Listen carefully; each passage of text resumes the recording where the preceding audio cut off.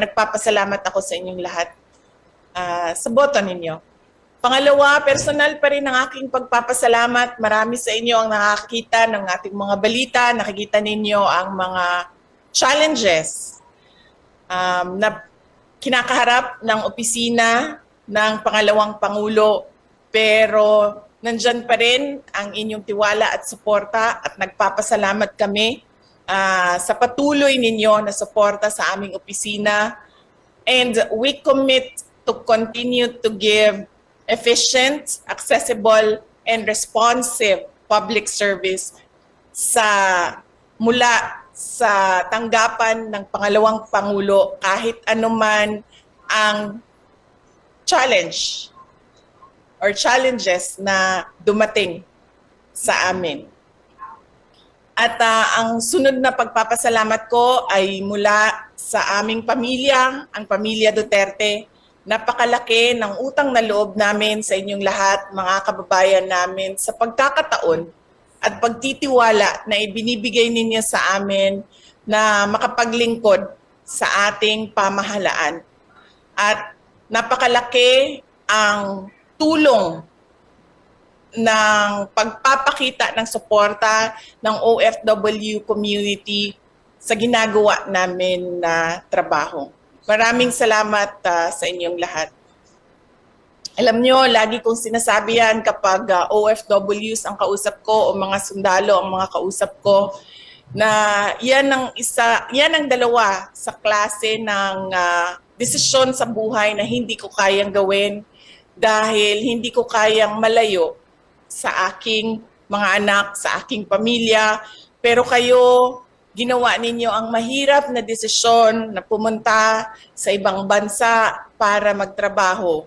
At gusto kong malaman ninyo na hindi man siguro na ipapakita yan ng inyong mga mahal sa buhay araw-araw kung gaano nila ma-appreciate ang paghihirap ninyo at sakripisyo ninyo dyan. Pero sigurado ako, nandyan yan sa kanilang mga puso ang pagmamahal para sa inyo. Alam namin ang sakripisyo ninyo, nakakausap ko ang marami sa ating mga kababayan dyan noong ako ay umikot sa Southeast Asian nations, nagtitipid sa pagkain, walang tulog, merong iba, 2, 3 ang trabaho, yung iba nakikitara sa bahay ng ibang kababayan o yung iba 10 o 7 sa loob ng isang kwarto, nagtitipid ng pera para malaki ang maipadala sa kanilang mga pamilya dito sa Pilipinas. At naiintindihan namin ang sakripisyo ninyo. Kaya gusto ko din na malaman ninyo na alam namin na mahirap ang kalagayan dyan at kung pwede lang na hindi kayo umalis sa ating bayan dahil nandito na ang mga oportunidad na kung ano ang nakikita at nakakamit ninyo dyan, ay sigurado ang desisyon ninyo ay manatili sa ating bayan. Kaya gusto kong i-reassure kayo lahat na merong pag-asa o merong hope. Dunay paglaom. Sigurado ako na meron tayong makikitang mas maganda at mas malakas na bansa na Pilipinas sa darating na mga taon. Paniniguraduhin natin na ang Pilipinas na iiwan natin sa ating mga anak ay mas maayos kung ano ang nakikita natin ngayon. Sigurado din ako na marami sa inyo nasa mga bansa na sobrang ganda o sobrang advanced na sila at ang layo nila kung ikumpara natin sa ating bayan. At lagi tayong nagsasabi na pag nakikita natin yan abroad, na lagi tayong nagsasabi, sana ganito ang Pilipinas, sana ganito ang Pilipinas. Sinasabi ko sa inyo, may pag-asa tayo na maging isang superpower Kailangan lang natin ng pagkakaisa at sinseridad ng mga kawani ng gobyerno, yung kanilang vision at pag-implement ng kanilang vision para sa bayan ay maayos at maayos ang implementasyon. At natututukan ang mga problema ng ating bayan tulad ng korupsyon, kriminalidad, terorismo, insurgency, at kung ano pa man yung mga problema ng taong bayan. Kahirapan, kagutuman ay dahil walang oportunidad at walang foreign investments or investors na interesado sa ating bayan dahil katunayan, hindi tayo as competitive kung nasaan kayo ngayon. Pero kaya natin yan. Sabi ko nga, may hope, may pag-asa, doon ay paglaom para sa ato ang nasod. Maniwala lang kayo sa kakayahan nating mga Pilipino.